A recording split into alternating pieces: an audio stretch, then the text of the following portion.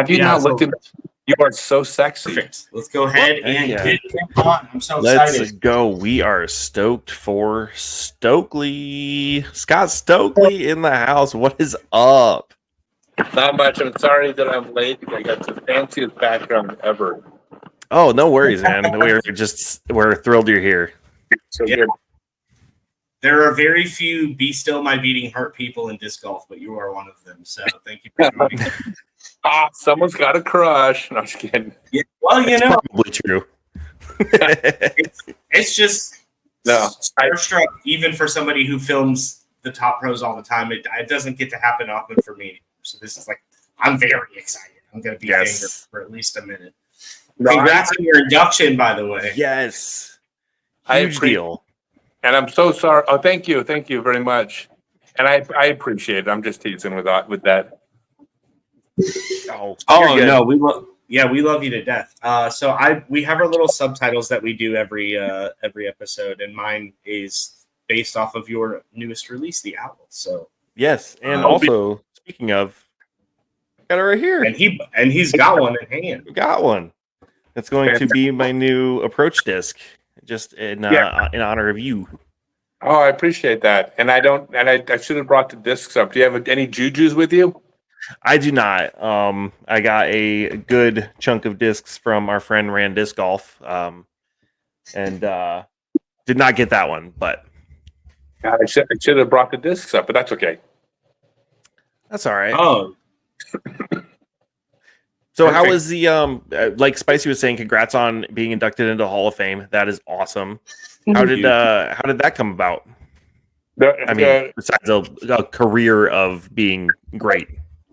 Like, how did the Hall of Fame thing come about? Yeah, like. Oh, by the way, are we like is this like on the show recording, or is this? Yeah, it's not live. We're not live, but we are recording. We're recording. Okay. So how did the Hall of Fame come about? I mean, there's a process, and the exact rules are you have to have been playing for like 30 years or something, or not necessarily with it. You have to be within the sport for I think 30 years, and over a certain age, and there's certain qualifications, and then you get nominated by somebody within the group, and then a bunch of people go and attach themselves and to your name as far as your, what do you call it? Your vouchers. I mean, the people that are going to go to bat for you in the debates, and then they go to war. They call it. Oh, they call it. Yeah. So they're the people who sponsor me. Thank you. Okay, gotcha. Sort of like delegates. Oh, okay. Yeah. And then, I mean, I would hope there wouldn't be too much pushback, but I mean, for me is that I was literally still out on tour this year with a tour card. So like, I'm still a player that is out, I mean, quotes are on the word competitive, right? But, I got, some, I'm cashing on the pro tour half the time. It's like, I'm somewhere. No, that you're still in the mix, which is awesome. And you have a tour card. So, had. Yeah. Oh no. Well, no, I mean, I was out a lot of this reason because of health issues. Okay.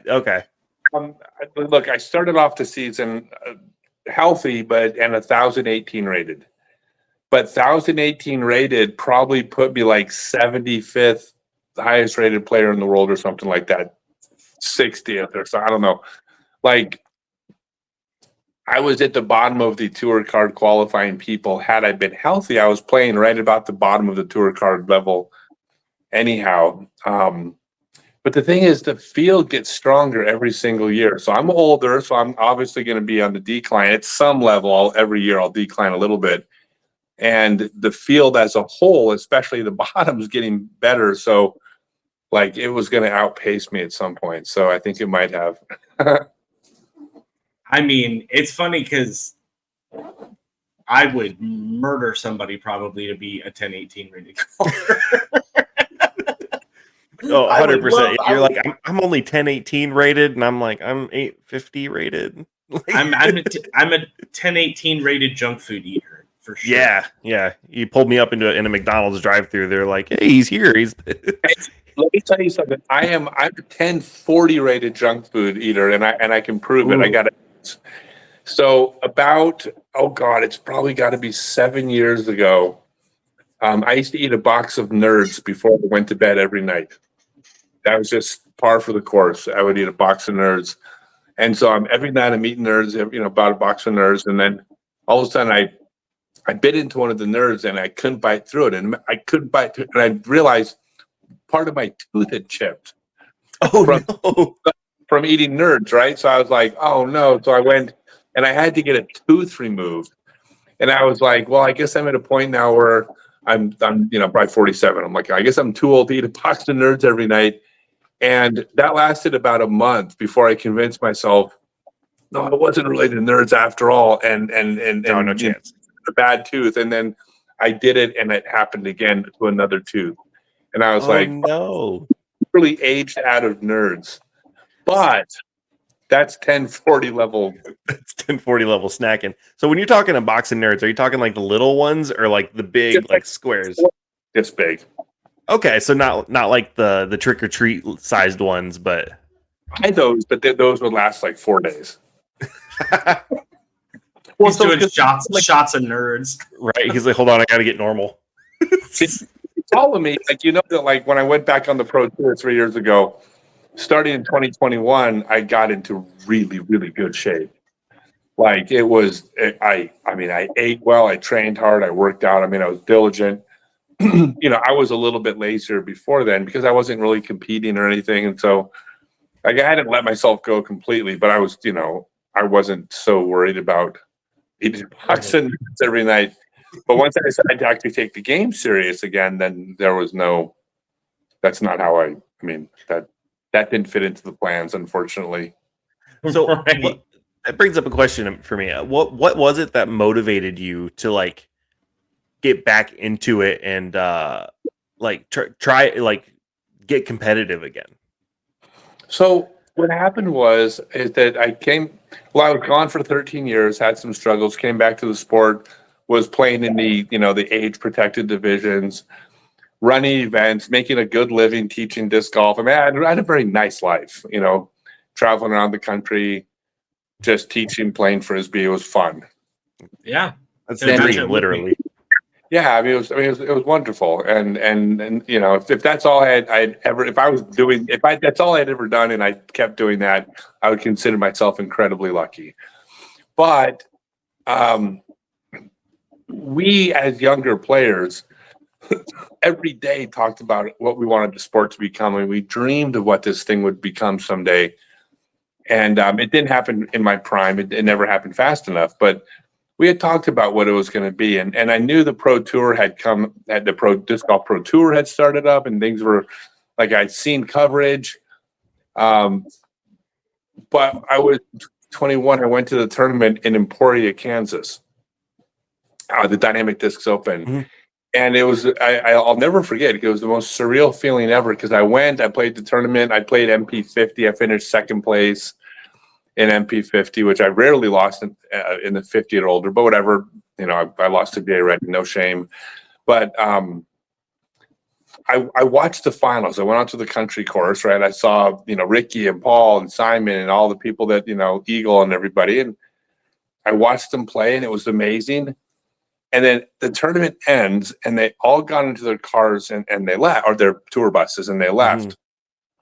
Mm-hmm. And I'll never forget, I sat there and I felt like I felt abandoned. I actually felt I was like, wait a second, what are you doing? I'm supposed to be with you. This is my turn, this is my sport. This is what I dreamed of.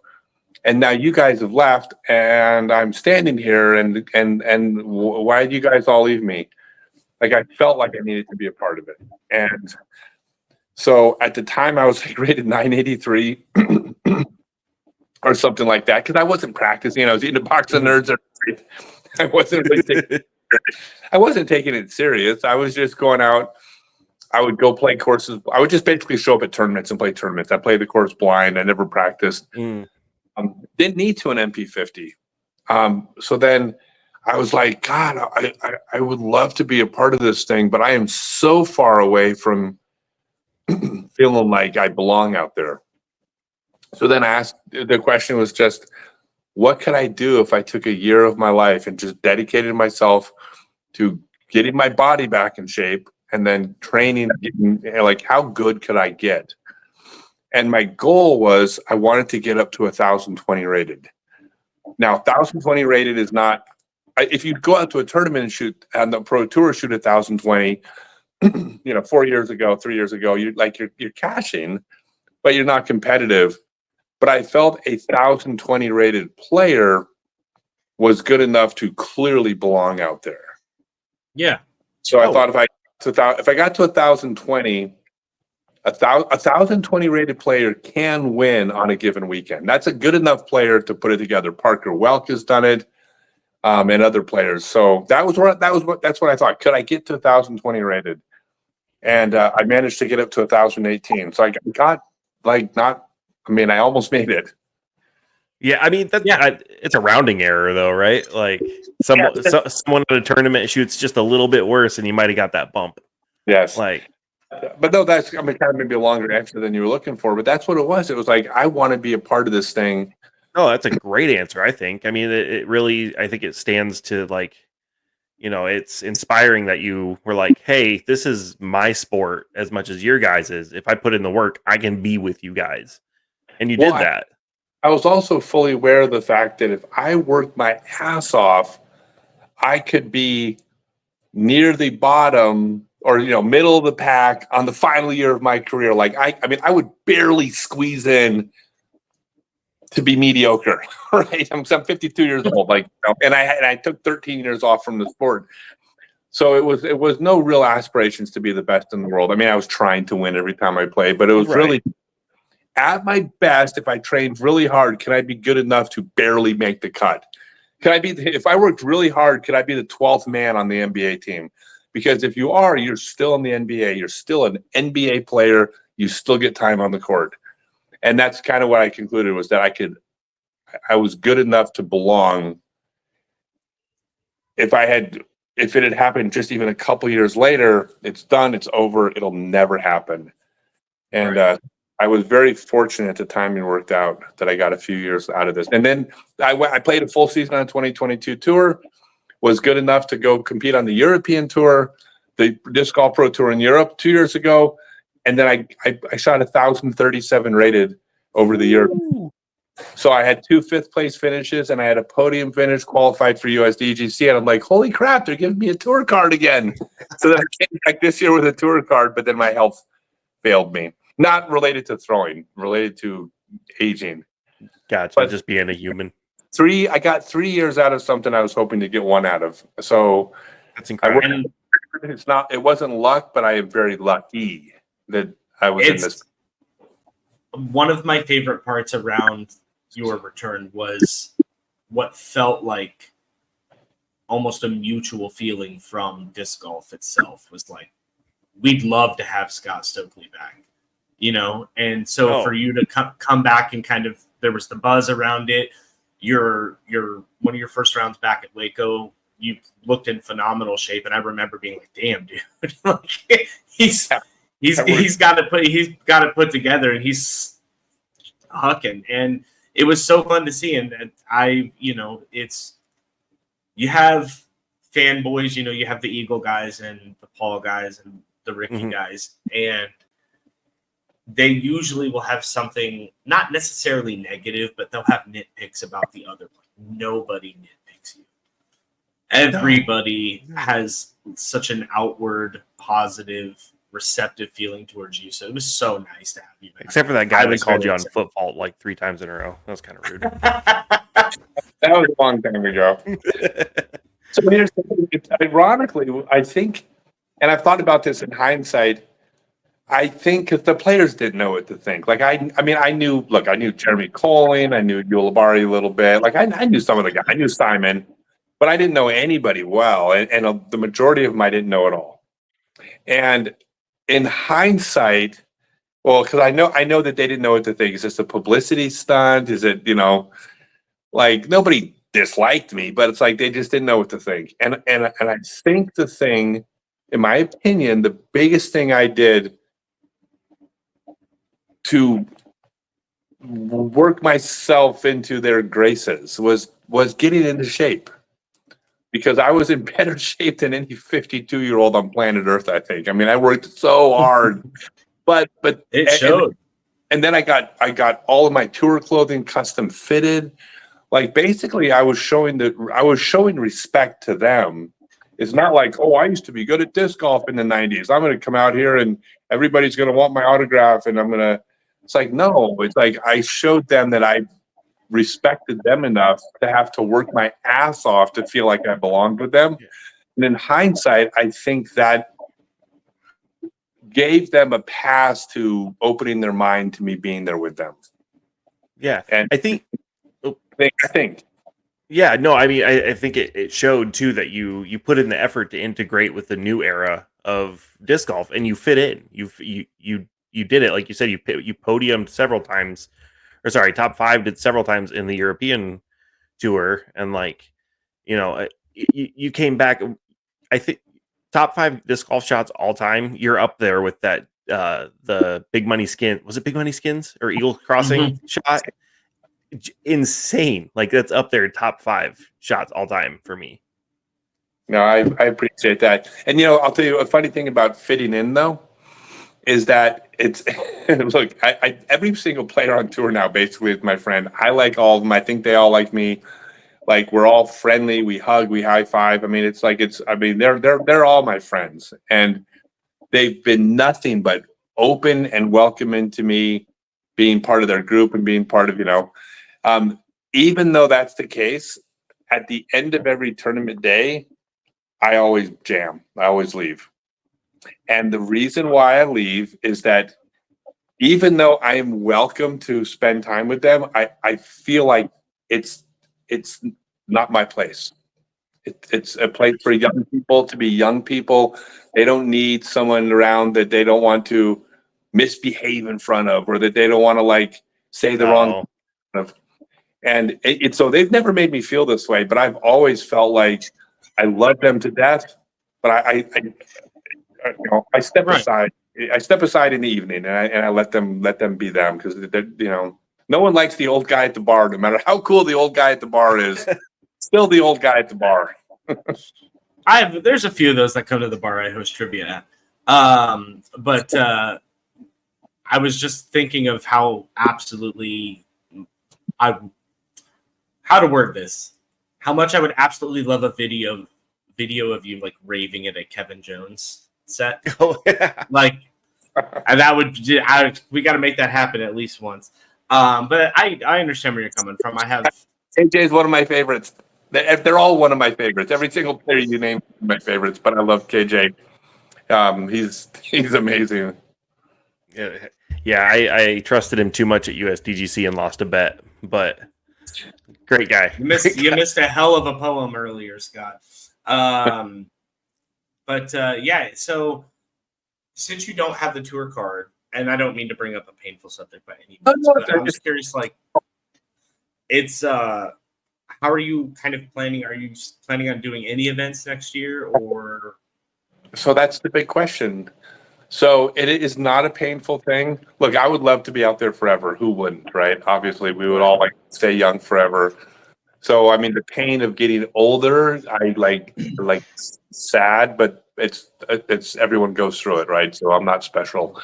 The way I honestly feel is I felt so lucky to get 1 year. And then the fact that I got 3 out of this thing, like, I am so totally at peace if this is it. It is so much more than I could have dreamed of. Like, I dreamed of getting 1 year. And so, I am totally at peace with what happens after this. So I don't know what my plans are. I have not decided.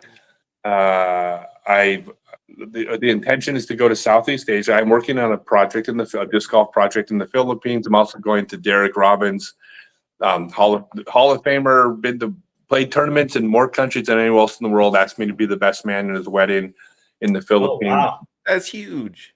It's really neat. But other than that, I don't I don't know. I mean, it's it's up in the air. It's a hell of a problem to have because I have a million options and all of them are like pretty good. My first choice would be to be out there competing. If I was a 1,030 rated player with a tour card, that's 100% where I would be, but I'm not. So I'm love the idea. not going to go out there and finish in the bottom, shoot 1,010 and be in the, hundreds place. Like I'm not doing that. I'm sorry to cut you off, but one of the things I felt was just because I'm good enough to technically be allowed to play, if I don't feel like I'm competitive, it ain't right for me to take the spot away from some young player who's looking for an opportunity. Now, when I'm 1,018 rated and I go out there and I think, you know what, I got a top 10 finish in me, I might even shock the world this week. As long as I feel like that can happen, yeah, I damn sure belong out here. But the minute I'm kind of conceding, yeah, I'm not beating Gannon on my best day, well then let some kid who thinks he can beat Gannon compete. So I'm leaning towards stepping aside, but nothing's for sure. We'll see. That's just what I was getting ready to say, is like, I kind of like the idea of you leaving it as an uncertainty, because a random surprise Scott Stokely registration would throw Twitter into a frenzy. Same with Instagram. Everybody would be like, "Oh, he's gonna be here." You know what I mean? Like, I love that idea. Yeah. No, I met with Jeff Spring at the Pro Tour. I talked to Jeff. I'm a big fan of the Pro Tour. I'm a big fan of Jeff Spring and the work he's done, and that everybody's done. I think they're like, there might be things to do differently. So I give the tour an A-, right? Meaning I might do a few things different. They're killing. They're crushing. Yeah, they're doing the best with with what they have. I mean, our sport at a tour level and like a production level is bigger than our sport is, and I think that's huge in giving them props for what they've done, because given the size of the sport and then the size of the production, it definitely shadows our sport and it gives us legitimacy that otherwise we probably wouldn't have. Yeah, no, there's no doubt. And I approached Jeff and I said, I'm like, I would like to potentially have a role with the tour, but I'm not looking to do commentary and I'm not even looking to be an employee. Like, I got my disc company and I got my teaching, and I'm like, I don't need the tour. I don't need to, it's not what I need to be doing. It's what I want to be doing.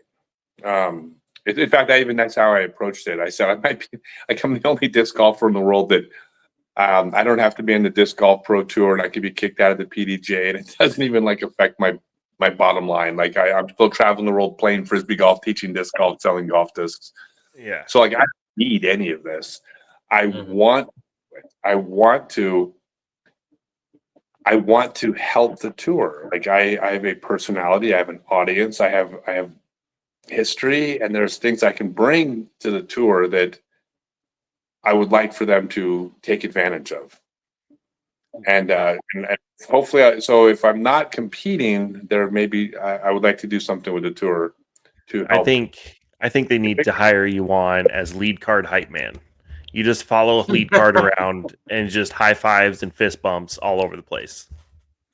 Yeah, nobody's ever not excited to see you as it is. Right. So, like I said, it's crazy. Just over the last few years that you've been back on tour, the amount of like ace clips or like 6 shots that come out of you that are just like vertical film or phone film of hitting aces at different tournaments. It's incredible. It's like Scott Stokely hit another ace. It's like, of course he did.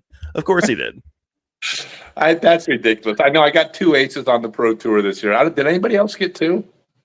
I can't think of anybody else that got 2. It's so bizarre. It's just luck. I mean, it's like the odds of Adam Hammis had a couple, I think. Did he? Okay. The odds of getting of me having the most aces is about, if there's 100 players on tour, it's about 1 in 100. Like, right. It's me. It's completely random. It's just cool that it is you, though. It's it's way cool. Are you kidding me? Like, it's can be like, and the fact that they were both filmed while I wasn't on coverage and there was a camera person. Although it's an accident. So one of the things I do with my girlfriend who travels with me is that one of the reasons why I get I'm pretty good at self-promotion. If I'm going to run a 90-foot putt, every time I run a 90-foot putt, I tell her to film it. I just do this. And that means and she films it, because if I happen to throw one in, which every once in a while we all throw in 90-footers, it's going to be on film. So generally speaking, aceable holes, I mean, most par threes are aceable, but holes that are like under 400 feet, she generally films them all, because just in case. You never know. Yeah. Right. So she has filmed a lot of holes that I did not ace. That's Yeah, fine. but those don't count, right? Story. I spent the entire, what year was it that I was trying to make that Simon video? 21, right? Yeah, I spent all of 2021. I was competing in MP50, so I'm playing on these little silly, not silly, but Right. They're not Pro Tour level events. Yeah, 16 of the holes are aceable. And for the entire 21 season, every time I played one of the easier holes on the course, she filmed it. I walked out of the tee pad. I turned around and looked at the camera and said, "Hey, Simon, this one's for you." And then because I thought by the end of the season, I'm going to get one.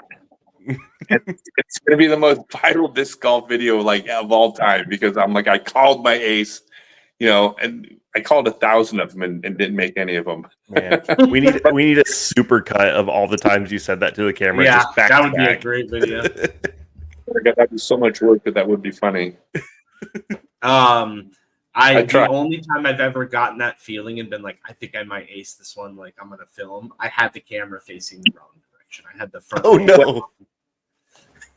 So you can hear the chains and you can hear me yelling over Elton John's "Your Song," because that's what I was listening to at the time. But you just see my bag. So Wait. Hold on. You were disc golfing listening to Elton John? yeah, he's one of my absolute favorites. So "Your Song" was on, and it's the part where he's talking about if you have green or blue eyes, and you can just hear me go, "Ah!" It's absolutely amazing. And I think that might be the first time anybody's ever gotten an ace listening to Elton John. That might be a first. You should send him a clip. A world first. It's funny that you say that, because I put the clip on Instagram and it got DMCA'd. Oh no. Oh, really? Yeah, they're like, you can't post that. But you never know. We're getting close to time. I think, Rudy, you have a question, yeah? Yeah, so I know you still do a lot of coaching. With the YouTube era, are the amateurs that you're coaching the best they've ever been? That's a good question. Now? Oh God, that's a question. I mean, the sport's evolving and people have gotten better, but there's also a lot of bad information out there. I mean, a lot, and Okay, a lot of Scott Papa. What? Scott Papa. I throw a lot of shots at him for no reason. Yeah, I love Scott. I love this. My favorites. But no, there's bad information out there, and it just, once it catches on, it catches on. And then I used to make the joke, even though it sounds arrogant, it's still funny to me. I used to make the joke, you know what all those bad tutorial videos have in common? They all have one thing in common. I'm the only person in the world making money off them, because everybody touches these videos, then they have to pay me to fix it. So That's really good. Business. Well, like that case, I'll give you an example. The serve the pizza, like the all those videos that say to throw it with the palm up. Like that's the most, like, no, 100%. That's not even, this is not a debatable, social media, ping pong match, right? It's like, it is absolutely 100% false that you should throw a sidearm with your palm up. You have almost no range of motion when your palm's up. You have a huge range of motion this way. When your palm's up, you have almost no strength moving your hand side to side. I mean, that's not how the hand moves. You got nothing going side to side. You're pretty darn strong moving your hand this direction. This is how you throw everything. This is how you throw nothing. So maybe a Frisbee, if you're playing Ultimate and trying to throw it 20 yards, right? But that's not how you throw a golf disc, for sure. So when all these, this is a true story. When all these videos started coming out just about 3 years ago about the, keep the palm up, serve the pizza. I looked over my girlfriend and I literally said to her, "Oh my God, I'm going to make so much money off this because it's just." And I also would always think to myself, I charge for classes, I charge for seminars, my 6-month online class. I can't give all this stuff away for free. Like I'm trying to make a living here, right? And so I kept laughing, and next thing you know, I saw the third video and the fourth video, and by the seventh video of somebody saying to throw the palm up, I'm literally screaming at my phone, like stop this! What are you doing? So I finally got so pissed off. I made that "Don't Serve the Pizza" video. It's got hundreds of thousands of views, and I made that video, and it's funny because if you look at it's like I don't know, hundreds, 800 comments or something like that. But the top comment is, "Hey, I didn't serve the pizza. First throw went 80 feet farther. Thanks." And the second comment was, "Wow, it took 5 minutes, but I gained 70 feet. Thanks." And I'm like, watching these comments coming in, going, I probably lost like $40,000. I've like nobody the YouTube video then, but I couldn't stand it. I was just so angry at these. Like, what are you telling people that for? It doesn't make any sense. So, anyways, yeah. So the answer is that yes, I think overall people are better because of YouTube. There's no question. The entire sport is better. The sport at the highest level is better. There's more 1,000 rated, 1,020 rated players, absolutely for sure. But there's also misinformation that I get to fix too, which is, that part's probably good for me. Heck For yeah. sure, Well, dude. if you have gotten bad information off of YouTube, make sure to check out when Scott Stokely is going to be in your area next. Yeah, I would. Do you do any sort of like digital coaching, or is it all physical in person? So here's what I got going on. I just announced 22 full day seminars. I do my full day teaching seminars from Maine down to Georgia, across to Texas. These are all happening between now and the middle of December. My full day seminars cap at 6 players, and every one of them sells out. So if you want to get in, some of them are sold out. Some of them have a few spots left.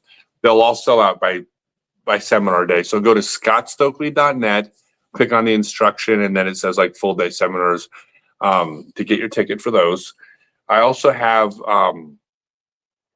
probably the thing I'm probably most proud of is I have a 6-month online class called Become a Complete Disc Golfer. It's a 6-month class. It's not just a bunch of videos and drills to work on. You can get most of that stuff off YouTube. The thing about my class is I call it the Stokely disc golf method. The Stokely method is not a different method of throwing a golf disc. We all agree on the right way to throw a golf disc. There's just pretty much a unit, there's a right and wrong way to throw. We all agree. The Stokely method is the method I've developed, decades of teaching. I've taught more than anybody, the method of getting you throwing the right way. Because if you simply give someone the end result, here's where the foot goes, here's when the hips turn, here's when you pull your elbow through. Like that's every YouTube tutorial video out there. And you might have noticed they don't work. It doesn't work to give the end result. You have to, what I've developed, what I believe you have to do is follow a step-by-step process to get there. So the online class is the step-by-step online process that starts with you doing something very simple and ending with you throwing correctly. And the thing that makes the online class so special is that I have 3 coaches who work for me, who they've been with me for more than 3 years. They speak the exact words I would speak, but I got 3 online coaches. In the 6-month class, you get an unlimited number of professional form reviews. So throughout this process, every time you do something as part of the method, you upload a video, the coaches correct you, you go back and work on it, then you upload the video again. If you get, when you get it right, then you move on to the next step. But the idea is that it has to be unlimited because everybody learns at a different pace. So I can't say to you, oh, you get 2 form reviews for your sidearm. Well, what if you don't have the throw right after 2 throws? What are you, out of luck? Like that doesn't work. We have to learn different paces. So the idea is that because you get an unlimited number of form reviews, it effectively guarantees that when you end the class, you will be throwing correctly as long as you continually participate in the process of uploading the next video. because we're not going there. We'll keep reviewing you until you get there. So as long as you put the work in, we'll stick with you until you're thrown right. And so again, scottstokely.net, it's what I'm most proud of in my teaching, and it's really effective. That's really cool. I don't think there's anything else like that out there. Not with online coaching and everything. I don't knock any other teachers. Everybody's got their own style. Sure. A lot of people that the people that aren't good at teaching, a lot of them just haven't been doing it very long.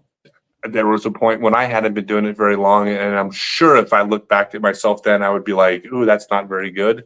So I'm not judging them for not being good at teaching. I'm not even judging people for making bad instructional videos. I was not teaching correctly when I was new to the sport. So they're not dumb, the people making them. They're just incorrect with their information. They're inexperienced. So that's all. They're learning just like we are. It's the most experienced, which also means I'm old. That's okay.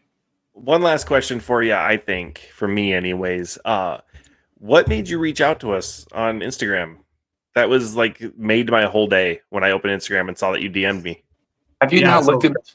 You are so sexy. Whoa. Let's go. Let's go. This is supposed to be Spicy's episode. I love that answer. Which one I'm talking to? That's why we put you in the middle on the screen.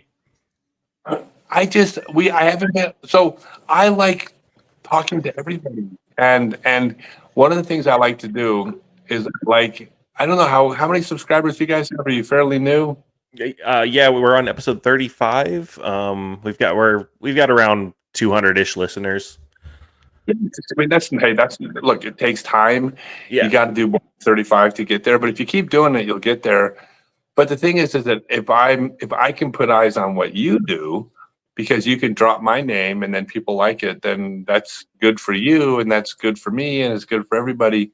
Look, I tell the kid, remember I self-promotion is a big part of what I do. And one of the things I coach for the players on tour is you never reject a promotional opportunity, right?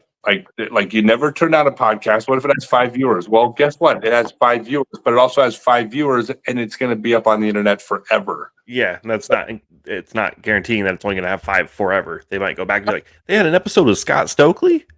And next thing you know, it has hundreds, and any one person listening could be somebody that invests in your business 12 years from now that that just heard your story and went, oh, that's really cool. It's a connection. Like, you never know.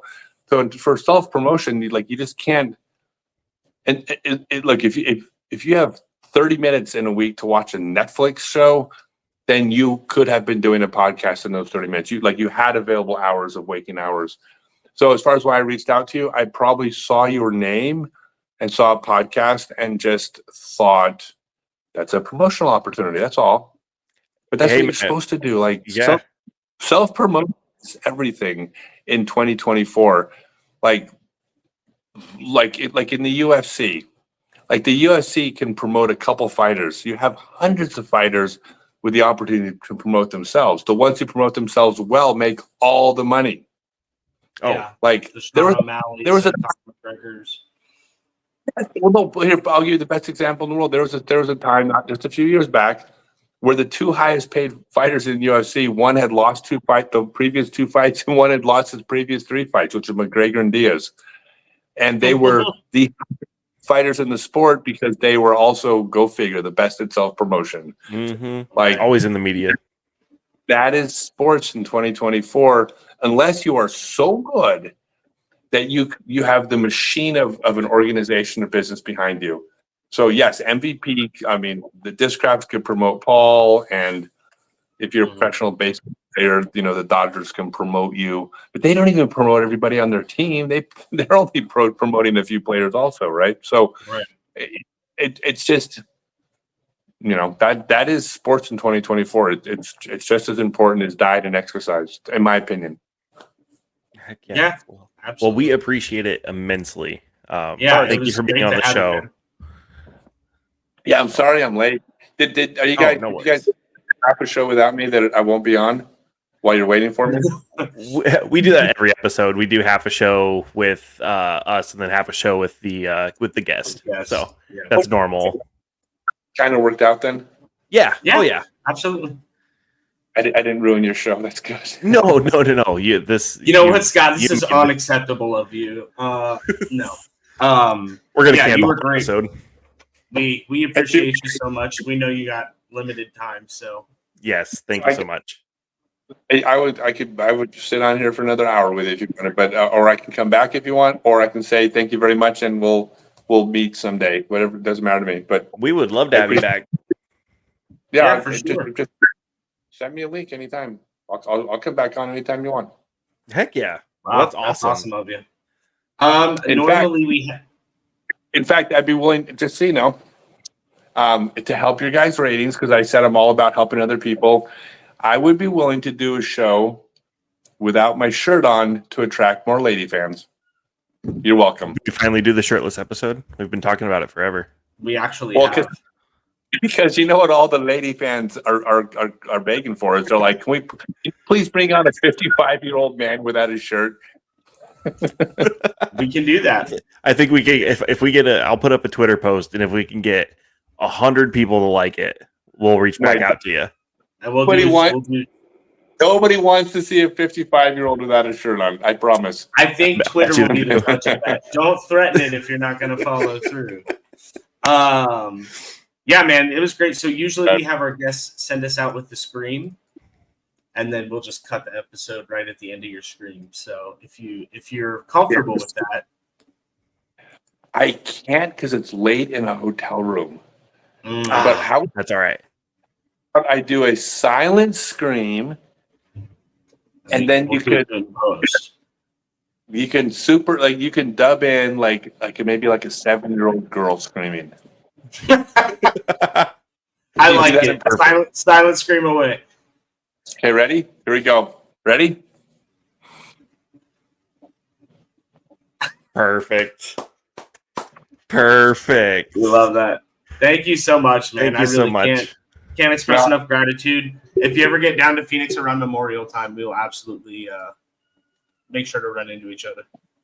Yes. Yeah. Look, if you ever see me just that I'm in your area because I'm posting on whatever, just reach out to me. I'm totally accessible, and I'm always into everything. Like I'm up for anything.